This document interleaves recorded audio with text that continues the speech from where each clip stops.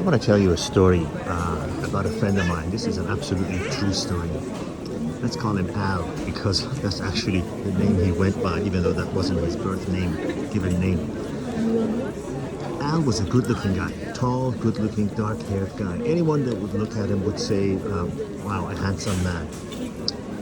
But boy, did this guy have problem. I remember when I introduced him to my mother, within seconds, my mother said, this guy is dead inside. You know,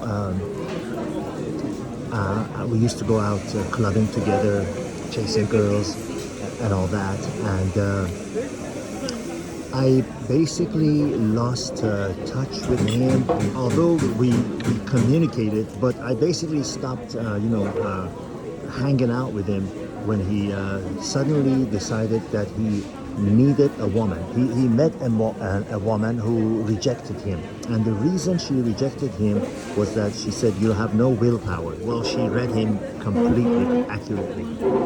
Women like her, the one who rejected him, wanted a man that's a go-getter.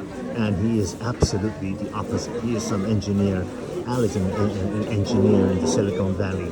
You know how engineers are. Definitely not ambitious. And definitely a pushover, sadly. Even though he has no reason to be.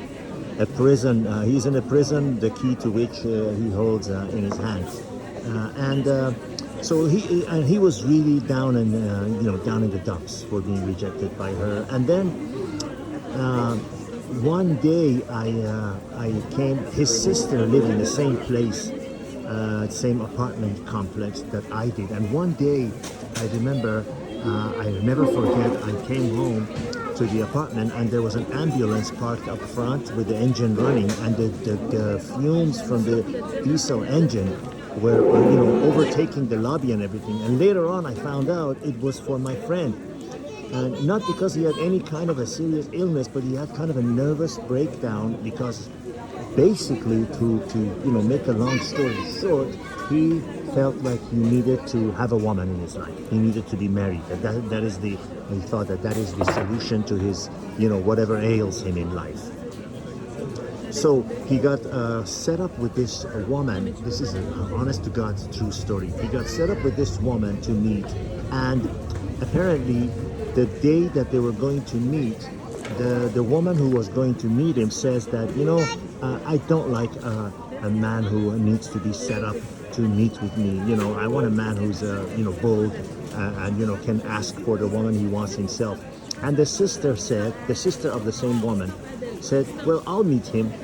And so he'll meet with the sister. Long story short, and I'm very much into making long story short, he marries her.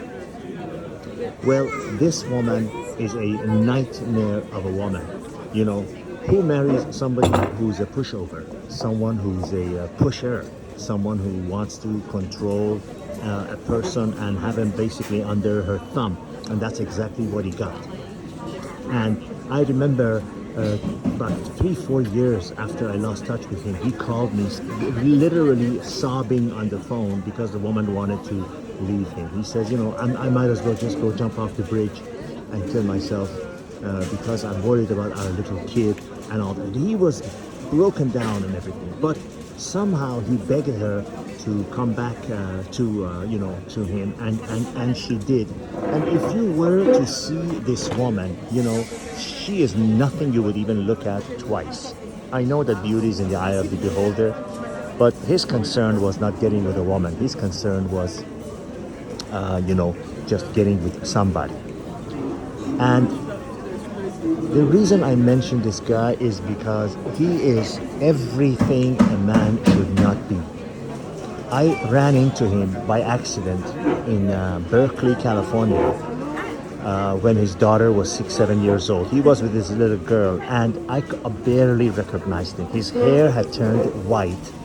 His teeth looked like somebody who doesn't have money to go and fix his teeth, even though he does.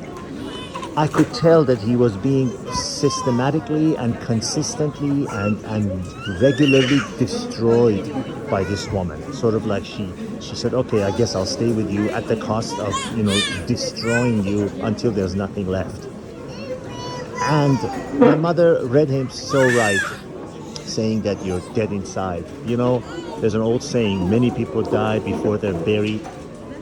And in the same vein, there is a saying that says, you know, you only live once, and when you're young, you live with memory, you live with hope, and when you're old, you live with memories. This guy was so afraid to live, even with his good memories, that you know, he basically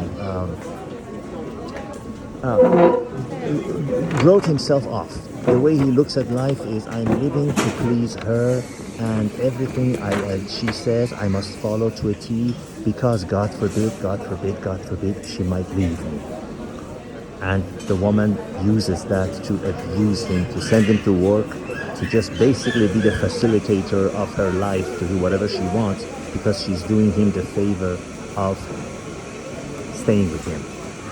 As much as I talk about, you know, women's nature and everything, in this case, I blame him 100% and I blame the woman 0%. All I'm saying, my purpose for making this video is, don't be that guy.